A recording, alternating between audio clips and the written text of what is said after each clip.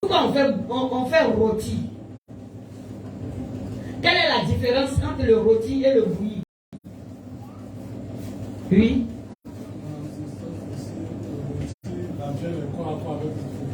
La viande est corps à corps avec le feu. Oui. Amen. Parce que j'ai dit que l'agneau était symbole du Seigneur Jésus. Mais dans un autre contexte, l'agneau pouvait représenter qui encore? L'agneau pouvait représenter aussi ta personne. Parce qu'aujourd'hui, toi-même, tu dis quoi?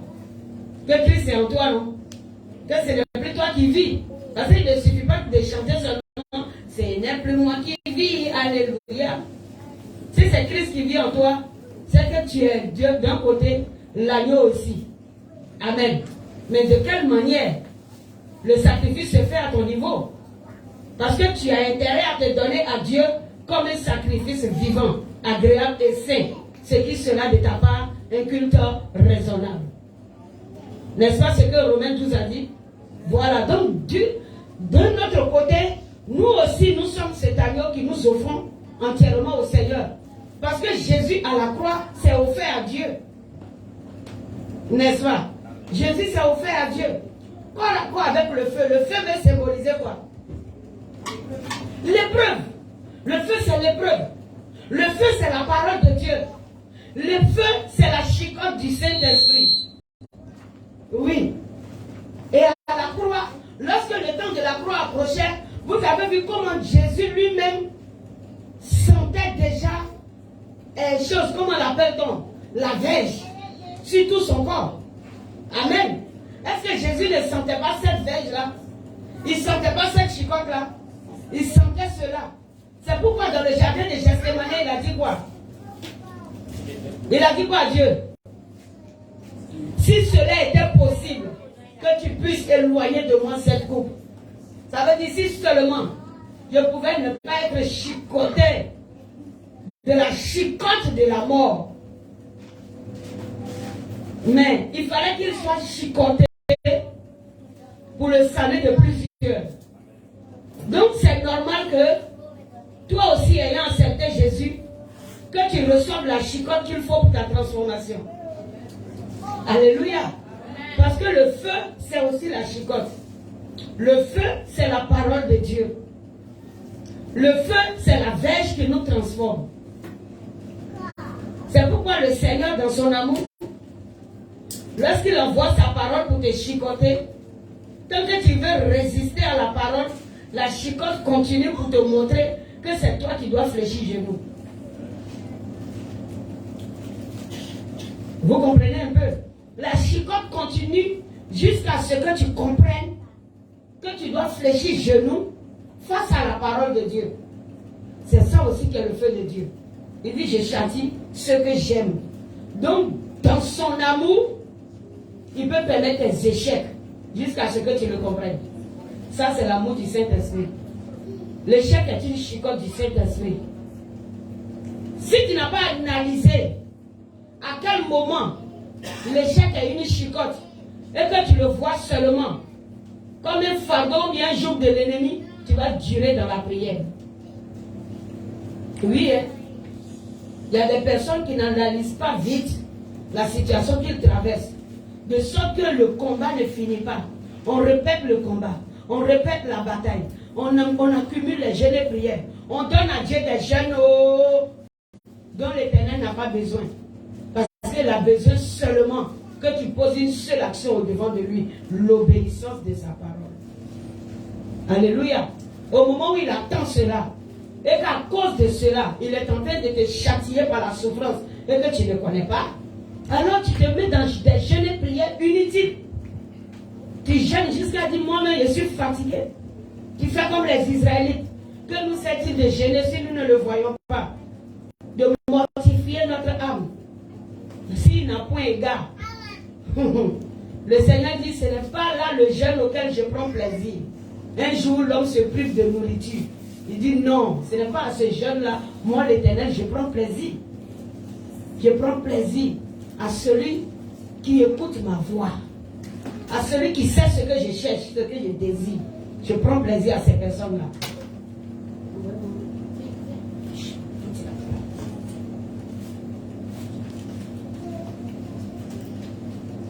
ce à quoi moi, l'Éternel, je prends plaisir. Ok, nous continuons. Il est toujours question de l'agneau. Après cela, le Seigneur disait quoi encore? On ne doit pas faire quoi? On ne doit pas gaspiller cette nourriture. C'est très important parce que c'est un symbole très important. Oui. On ne doit pas garder ça jusqu'au lendemain. Et vouloir le garder jusqu'au lendemain pouvait symboliser quoi? Ça pouvait symboliser quoi? Est-ce que quelqu'un m'écoute?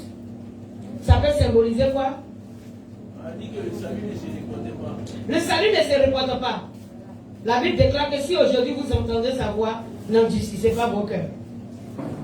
Aujourd'hui, la parole t'est prêchée, n'endurcis pas ton cœur. Et ne remets pas à demain ce que tu peux faire pour l'Éternel aujourd'hui. Aujourd'hui, tu as la possibilité de le faire. Ne dis pas demain je le ferai. Parce que même demain ne t'appartient pas. Alléluia. C'est aujourd'hui que le Seigneur te convie à la chose. Alors si Dieu te convie à une chose aujourd'hui, alors fais la chose aujourd'hui. Ne reportons pas à demain. Il a dit que Jésus ne mange pas riz couché. Alléluia. Le Seigneur Jésus, c'est la chaleur. C'est le feu. Il dit, si tu n'es ni chaud ni bouillant, je te vomirai. Voilà. C'est que l'Éternel t'appelle à faire pour sa gloire. Si tu ne peux pas le faire, il ne peut pas te concevoir. Parce que lui, il ne mange pas ce genre de nourriture. Il va te faire sortir. Ni chaud ni bouillant, je te vomis. Ça veut dire que quoi? Je renonce à toi et puis je te laisse. Mais si l'Éternel ne renonce à toi, c'est qu'il y a quelqu'un qui va accueillir. Lui, il ne renonce pas. Hein. Non, lui, on fait violence pour quitter dans sa main. Sinon, si c'est renoncer là, il ne renonce pas à toi. Plus tu es plus méchant, plus tu l'arranges. Voilà. Amen. Donc, il dit, vous ne le mangerez point bouilli dans l'eau, mais il sera rôti au feu avec la tête, les jambes et l'intérieur. La tête, les jambes et l'intérieur. Tout et tout. Et qu'est-ce que le Seigneur nous dit par là? Rôti au feu. La tête. Les jambes, ça veut dire tous les membres et même l'intérieur. Oui. Oui. Entièrement au Seigneur. Il n'y a pas à faire de dire dedans à Jésus et que dehors n'est là-bas. Si l'intérieur là, c'est que l'extérieur l'aura. Mais quand l'extérieur n'a pas la capacité d'avoir Jésus, c'est que l'intérieur a un problème à l'acceptation du Seigneur. Donc entièrement, rôti au feu, tout entier. La tête, les membres et même l'intérieur. Donc il n'y a pas à faire de dire oui, en tout cas moi je suis converti. Et puis bon, quand on te fait des reproches, tu dis mais Jésus là, ça c'est le cœur, il regarde. Non, on n'appartient pas à Christ à moitié. On appartient à Christ entièrement. Je suis à Jésus entièrement, de ma tête jusqu'à mes pieds. Je dois appartenir à Jésus-Christ de Nazareth. Et en tant qu'enfant de Dieu, je dois savoir faire la part des choses. Alléluia. Voilà. Nous continuons. Il dit, vous n'en laisserez rien jusqu'au matin. Et s'il en reste quelque chose le matin, vous le brûlerez au feu. Waouh. S'il reste quelque chose, on le brûle au feu. S'il y a quelque chose qui reste, qui n'a pas été rôti, ou qui n'a pas été consommé, alors la chose est brûlée au feu.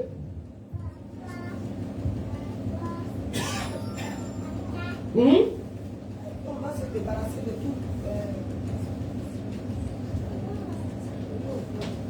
Oui. Ce qui est de la vieille nature. On le brûle au feu.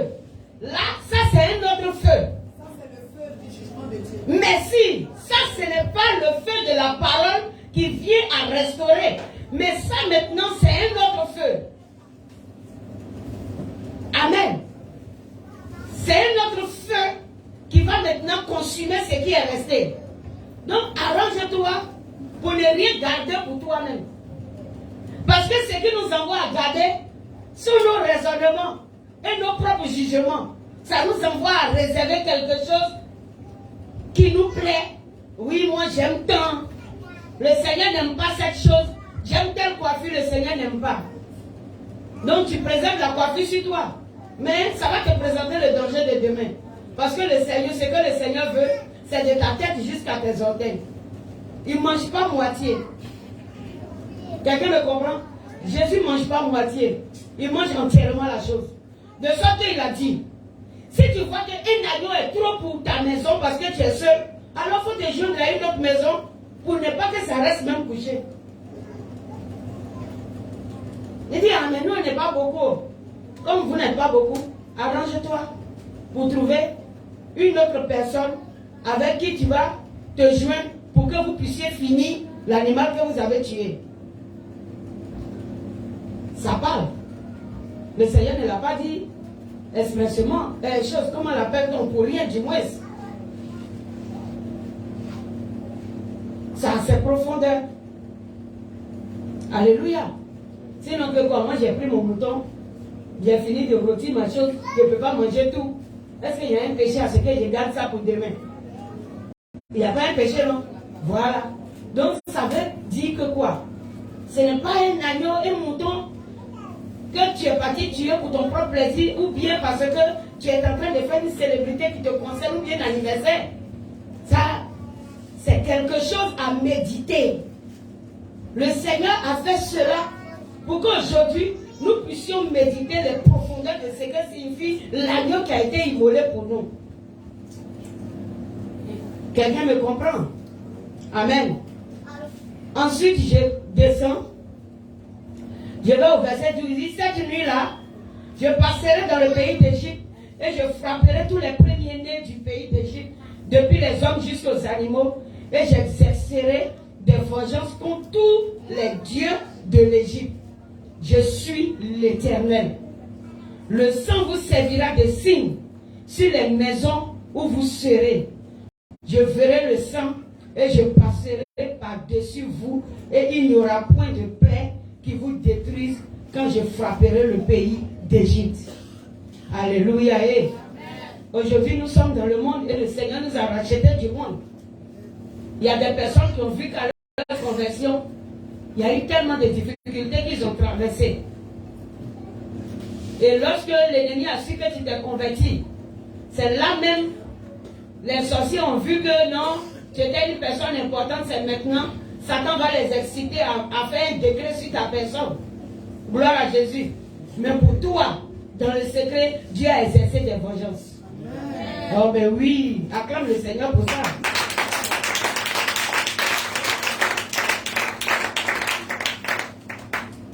Amen. Il y a des personnes qui sont mortes à cause de toi. Il y a des personnes à qui Dieu s'est manifesté à cause de toi.